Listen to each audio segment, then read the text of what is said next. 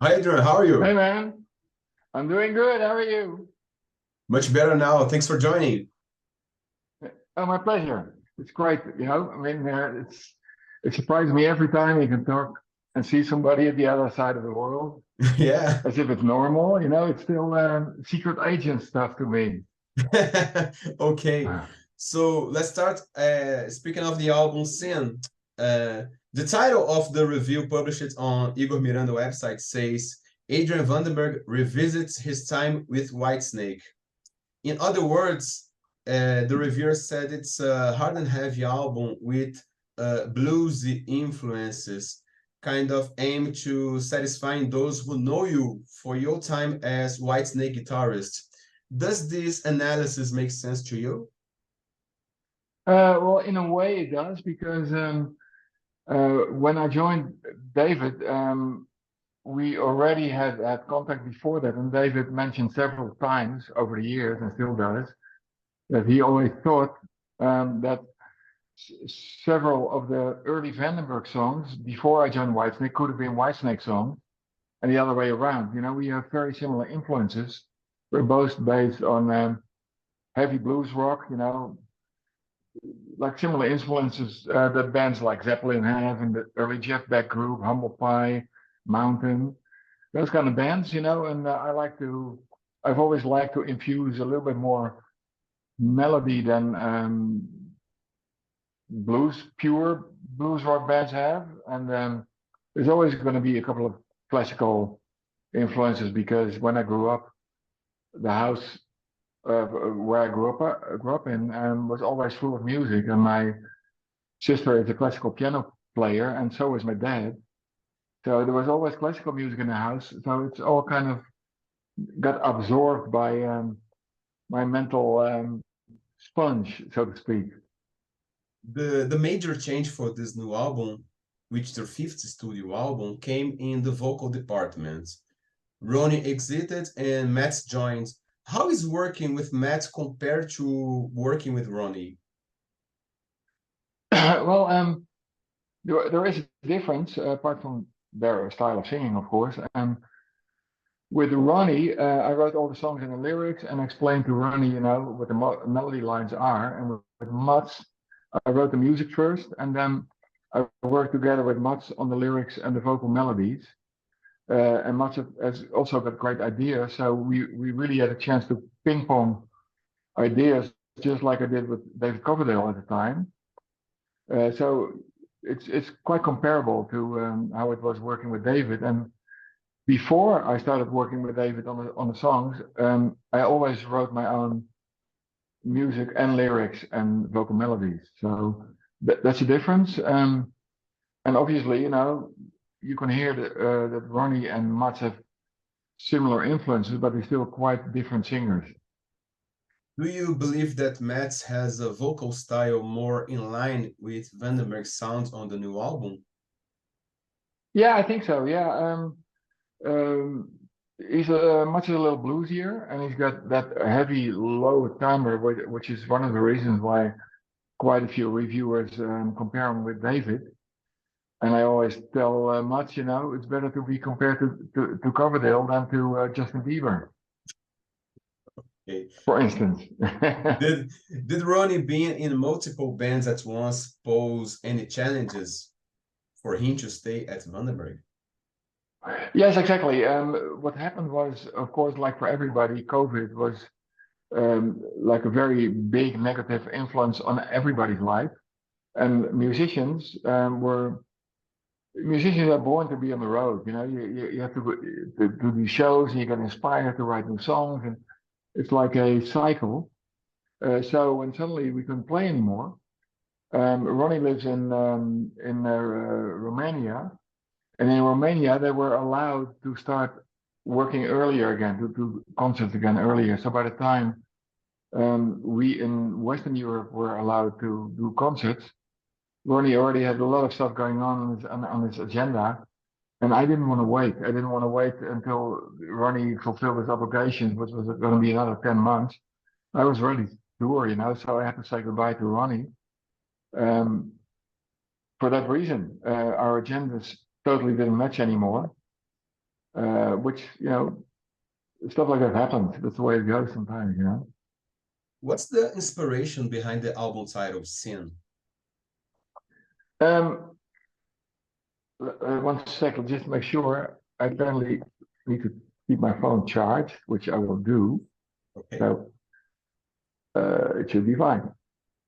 Well, it was funny how it went. I was taking a long walk in France, in one of my favorite regions, a lot of woods and trees and all that stuff. And I was thinking about the song Sin, and suddenly the lyrics for the intro, the quiet part of Sin, and the chorus, wherever I'm going, wherever I'm being, they popped in my head, including the melody, which is how it always works with me when I'm working on a song. And I was really happy with it. So I thought, geez, man, I recorded it into my iPhone. And when I got back home, I sent it to Mats. I said, Mats, I think this is a really cool chorus and lyrical theme for the song. So Mats was really enthusiastic about it, and he wrote the verses for the song. So that was definitely a 50-50 situation with the lyrics and the vocal melody and everything. Regarding the title track, to me, the arrangement is reminiscent of Whitesnake's Judgment Day. Was it your intention to create a track with a similar epic character, or one track that specifically allowed this connection to your past? Yeah, it's definitely. I was aware when I started working on it. As always, the ideas came bouncing into my head, and then in a relatively early stage, I realized the similarity with Judgment Day, even though the melodies and the chords, everything is totally different, but the vibe, the atmosphere, of course. And when people ask me about it, they go, "Yeah, I wrote the music for Judgment Day, so it's logical." And then also, I mean, if you look at AC/DC, for instance, every song is influenced by every AC/DC song. And so I thought I was actually happy when it started shaping up that way, because Judgment Day is definitely one of the favorite songs that I wrote with David for the 2 albums that I wrote with him. And we still play Judgment Day in the live shows, and we did. I also played it with my former band, Vandenberg's Moon Kings, because it's one of the songs that I'm most proud of. So I thought it was really great to, when we get to a point where maybe I think, maybe it's good for a change to not play Judgment Day and play Sin. I mean, when they're both in the same set, it would be kind of too much of that same vibe, I suppose. But yeah, of course, they are family, those two. Regarding the album cover, it's impossible not to draw a connection to the album covers of the 80s, especially Heading for the Storm. Yeah. Was it the intention from the beginning to establish this nostalgic link, or did it happen by chance? No, it was not a coincidence. I thought when the 2020, when I came up with the idea for the 2020 cover, I thought it could be cool to lay the connection with the first Vandenberg album, with re-establishing the logo, but then a little bit worn, a little bit more vintage. So it's a little bit, dented here and there, and it's a little different, but still the same logo, of course. And so then I thought it would be cool for the second album to lay a connection with Heading for a Storm album, because at the time nobody knew where the sharks were flying to. So I thought it would be cool to let the sharks flying into New York, which it's a well-known boulevard in New York, those buildings, and then of course things started rolling, because I realized New York is called the City of Sin, because it doesn't go a day doesn't go by without people getting shot and people whoring around and all that stuff, And then I realized that the original sin, like in the Bible, was Adam and Eve with the snake and the apple. And another name for New York is also the apple. So suddenly everything fell into place. I thought, man, I can't let that go. That's like a great opportunity to connect Mhm. the title track and the word sin and the meaning of it, and of course, like a tongue-in-cheek connection to Whitesnake with the white snake in the beginning. You know, I was almost 13 years in Whitesnake, and of course, it was a big influence on my whole life and my musical career. So there will always be connections. You know, I'm still really good friends with David. We're in touch very often, almost every day, either sending each other jokes or telling what's going on. You know, so yeah, I thought it was a great opportunity to put all those influences in the video and in the cover of the album. How does this whole concept of seeing the apple, New York relate to what we hear on the lyrics of the record? Yeah, the lyrics of the record, when I came up with the chorus and with the theme and the beginning, it was all about sin. You know, like everybody gets sooner or later tempted to commit a sin, like a really small one or a really big one. You know, it's anywhere in between when you're a kid stealing a cookie out of your mom's cookie jar, or people who commit a mass murder, you know, and it's all that stuff in between, cheating on your partner, um, running a red light, lying, cheating, everything. I don't think there's any person on this earth who has not been in temptation of sin, because the long title of the song is, of course, The Temptation of Sin. But I thought the word sin in itself sounds so powerful. With just those three letters, everybody knows what it's about, you know. So, and then I thought, oh man, it's a great title for the album as well. In terms of the album's creation and recording process, are there any special moments or stories that you'd like to share?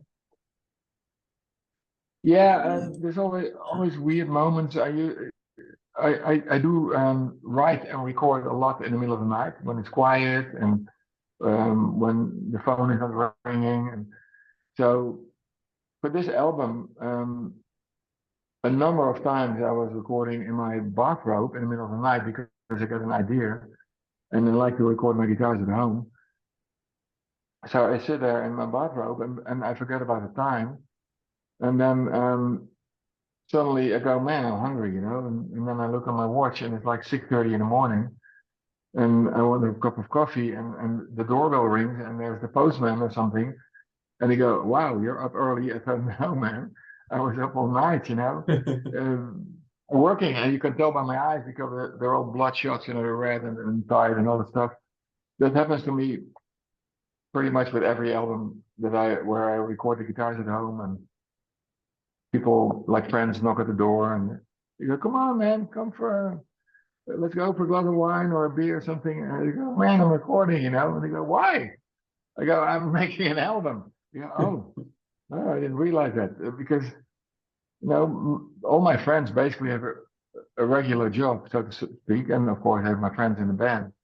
But my oldest friends are from my hometown, and we had a teenage band together when we were 15 or something, and they're still my best friends. And they still don't realize, you know, after all those years, that I'm working at weird times, and sometimes I'm working like for 20 hours a day straight because I think, oh man, I gotta finish it. Same thing what happened with the painting. The painting was actually the weirdest story. Um, I I remember because this is the first time I painted again in this style since the Vandenberg Alibi album from 1986. What was it? Yeah, it was 86 or 85, 85. So I thought when I came to the conclusion it would be great to make another painting like that, I realized, man, I haven't painted in that style for all these years. I thought, okay, I'm just going to do it. You know, I'm just going to start and I'll see how it goes. Mhm. And I remembered in those days, I made the painting like that in about 3 days, maximum 4 days. So I thought I'll be fine because I started on Monday or on a Sunday, I think. And I was going to fly to LA for the mixing on a Saturday. So I thought I'll be fine, you know, by Thursday I will have finished the painting. And but suddenly the sky took me so long because I wanted to have the northern light atmosphere in the sky, like in northern Scandinavia, with a greenish, mysterious kind of light. And it took me 3 full days to get that sky down, just a little bit. The painting is 1 meter by 1 meter, but I wasn't happy with the sky, and the sky was for me the most important part with the sharks, to get that atmosphere. And there are about 14, 15 really thin layers of very much diluted paint. So it was just a little bit of green and a lot of transparency. So I had to kind of wait for those layers to dry up. And it took a while, a couple of hours, and then it was dry. I said, okay, I can make another layer. And it took 3 days. So by the time it was Wednesday or Thursday already, I think it was Thursday. I thought, shit, man, it's Saturday I have to fly, early in the morning I have to travel to Amsterdam and to fly to Los Angeles. I better, spend more time.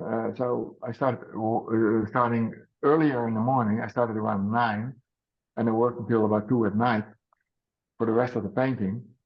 And Saturday came closer and closer. So I finished it in the middle of the night on Friday night. And I called up one of my friends and said, man, can you pick up the painting tomorrow morning because I'm on my way to LA? Can you take it to the photographer and have a shot? And I called up the photographer and said, there's painting coming, it's still wet, be careful.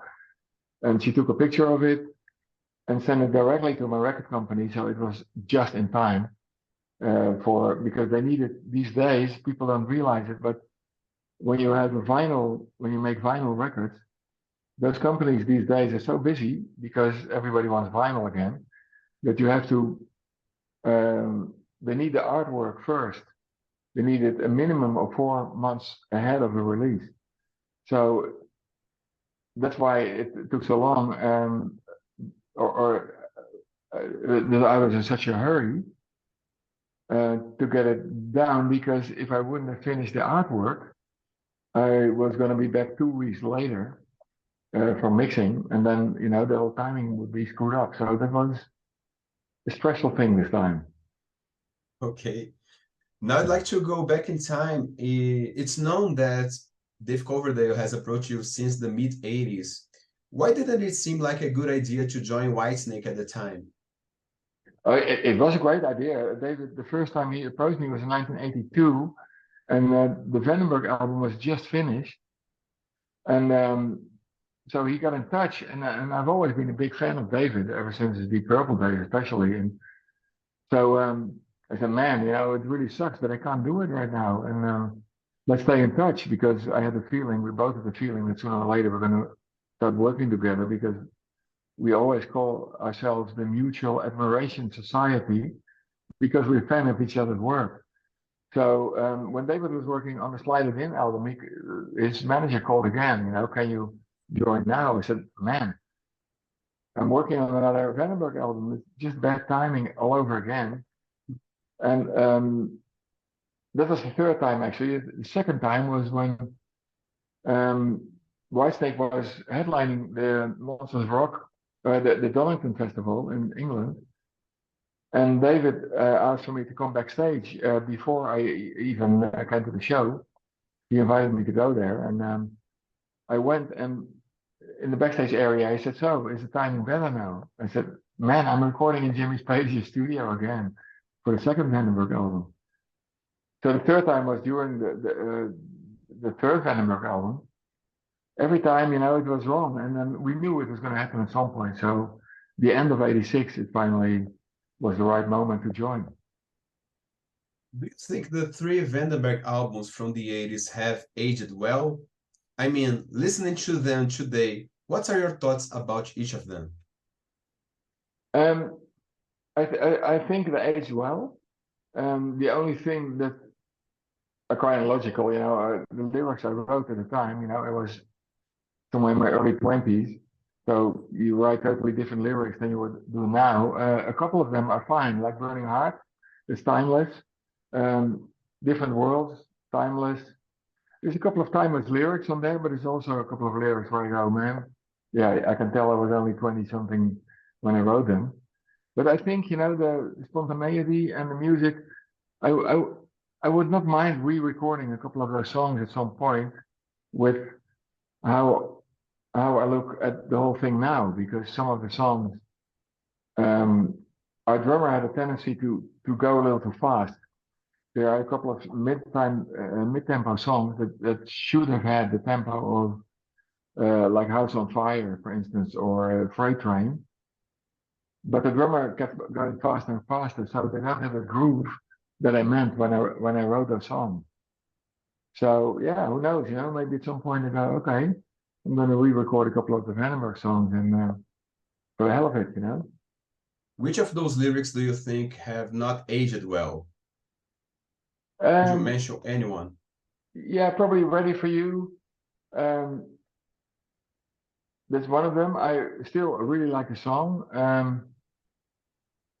Let's see, what else is there? Maybe, yeah, Friday Night probably. But then again, at the same time, it goes for anybody in the early 20s who started working in a factory, So in that respect, maybe it aged better. I think from the third album, probably the song Voodoo, and it's Voodoo. It's one of my favorite songs. I think the song itself aged great, and it's one of my favorite solos that I recorded. Definitely on that album. Let's see, maybe Out in the Street on the first album. The song Heading for a Storm, maybe. Yeah, there's a couple of them that are totally logical lyrics that you write when you're that age, Yeah. And also all the other rock bands from that area, if you look at Judas Priest, some of the Judas Priest songs are just as childish, basically, and the videos are just as childish as ours were. It was just that time. Everybody was excited. There was this new kind of rock was coming up, and people were influencing each other. So yeah, it's kind of logical, I think.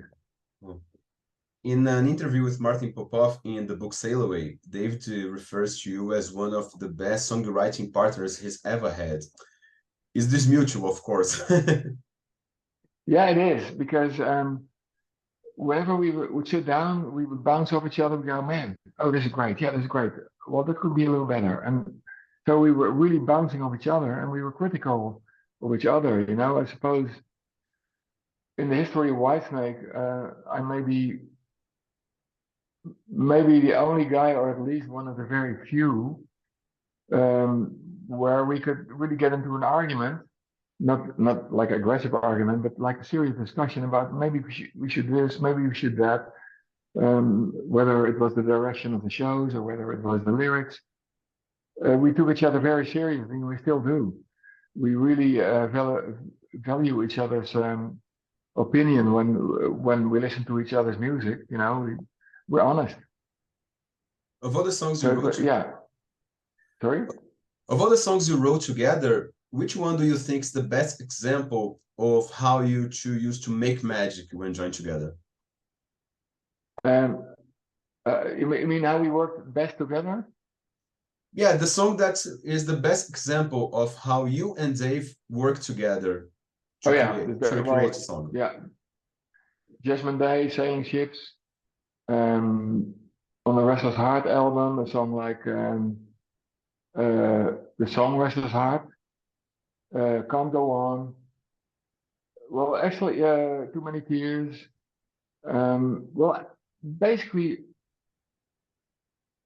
all the songs, because there's never been a song that took a different turn that I had in the back of my mind, and I'm pretty sure the same goes for David, because we talk about it regularly. We both think that the Slip of a Tongue album is some of the best music that has been in the Whitesnake collection, and together with a lot of the stuff from the '87 album, and some of the songs on Slide It In. Slide It In was a little bit of because I was an early Whitesnake fan also.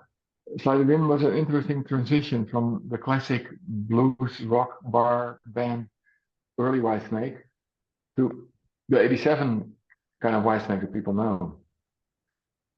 Since you mentioned Restless Heart, have you listened to the newly remixed version of the Restless Heart album? Yes, of course. Yeah, yeah. It's interesting. I would have preferred to play them to have doubled the guitar parts myself.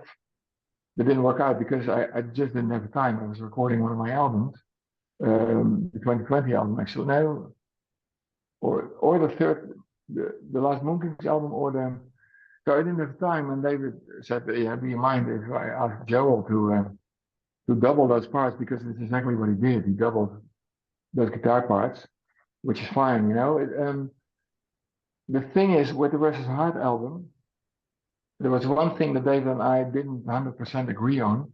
It was a weird time, you know. It was the grunge period, so every rock band from the 80s was wondering, oh, what should we do? Should we continue on exactly the same thing and get butchered for everybody, or shall we go along with the grunge vibe? And David and I decided to go back to more the atmosphere of the early Whitesnake version, to be like in between the newer, uh, yeah, like the harder version, but more like in between, probably around the Slide It In album, that kind of vibe.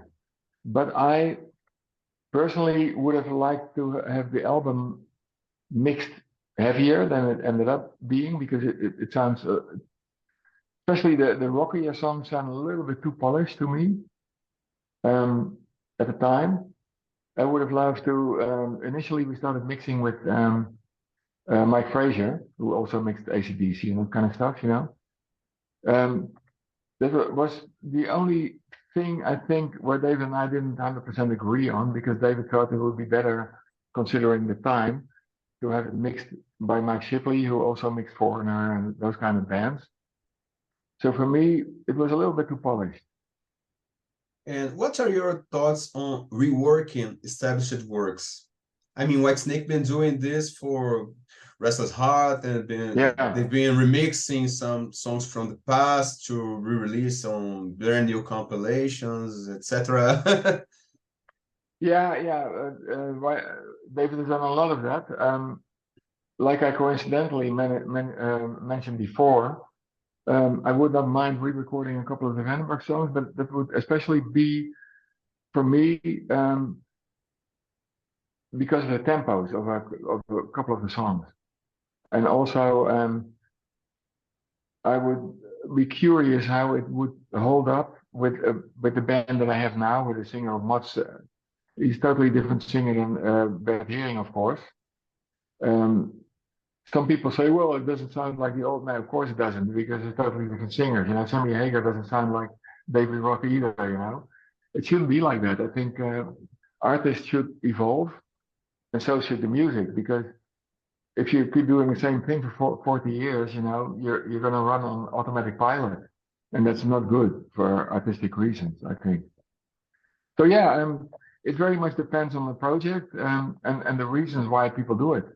But I can imagine that people do it because, of course, you grow different in a different direction as an artist, and you go, oh man, yeah, I would have done this or that now, and so yeah, you can do it. I don't have anything against it, unless it's not as powerful as it used to be.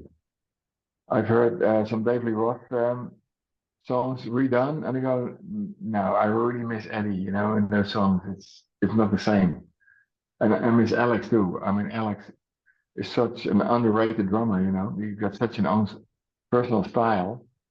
People rarely talk about it because people talk about Eddie, which makes sense. But Alex is fantastic too, you know. At a certain point in your career, you shifted from music to visual arts. Could you talk a little bit about how that happened?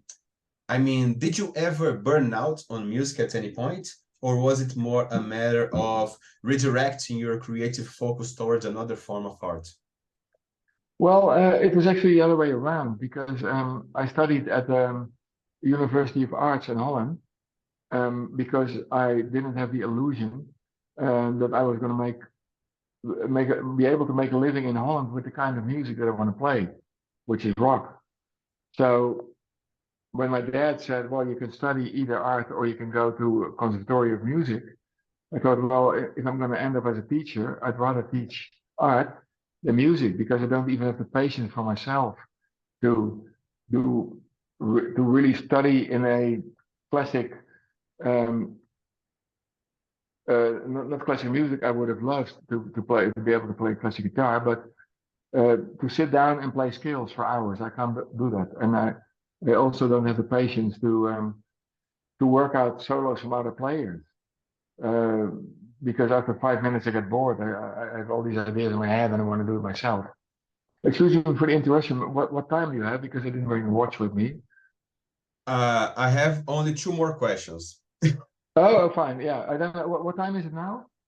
We still have 8 minutes. Oh, great. We're fine then. We're fine. Okay. So do you have plans to take Sin on the road? Oh, yeah, we already did. We did 2 shows in Holland. And we're going to do, in November, we're going to do 6 shows more in Holland. There's going to be a bunch of European shows. There's going to be, let's see, the beginning of next year, in February and March, we're going to tour the United States. But the repertoire will be at least for about 60-70% Whitesnake stuff. Because since 1990, I haven't played Whitesnake material apart from 1 or 2 songs in a set, you know. And people are really asked about it, you know, because in the United States, people haven't seen me play since 1990. So the promoter, our American promoter, said, you know, please, can you come tour under the name Adrian Vandenberg and play a lot of Whitesnake material? Because people have been asking me for years and years, you know. So, oh, great, you know, it's the same band. We'll play a couple of the songs from Sin, of course. But most of it is going to be Whitesnake. But in Europe and Holland, we're going to start with the Sin material, and I really hope to come to your country, of course, you know. Hopefully it will happen next year because I loved playing there, you know. I loved playing whole South America. It was a whole new adventure, you know, different culture, different people, different reaction from the crowd. And I'm a big foodie, so I always love to investigate different foods too, you know, and then cook it at home. Sin is being released on CD in Brazil. What's your message for those who will buy it? I really hope you like it, you know, of course, because I worked really hard on it, and I'm very, very proud of it. And I'm actually sure, because I know the crowd from your country, because I played there, you know, and so I know they're going to love it. And it's just a matter of listening to it, and you know, just go to YouTube and check out the song Sin and check out Light It Up and House on Fire, you know, and if you like it, go for it. And the more people like it, the sooner we can come to your country. Adrian, thank you so much for your time. Hope you enjoyed this My conversation pleasure. as much as I did. Thank you so much. I did. I sure did. You have great questions, and you were very well prepared, which is also nice. Oh, You thanks know, a lot. I've done more than 100 interviews now for this album, and with some people you just chat, which is nice too, you know. But also it's just nice to talk about music and not necessarily Sin, but how you record and all. It's great. You know, I like really to develop things a little. Thank you so much. Yeah, Man. you do very well because you get a lot of stuff done, you know, in that mere half hour. As you can tell, I can talk for hours, you know, never mind, it's great. Okay, so let's schedule another for when it comes for the next Vandenberg album. Great. It sounds good to me. Thanks, man. Thanks, man. See you. Hope to see you too. See you next year. Would be great. Thank you. Bye-bye. Bye-bye. Bye-bye.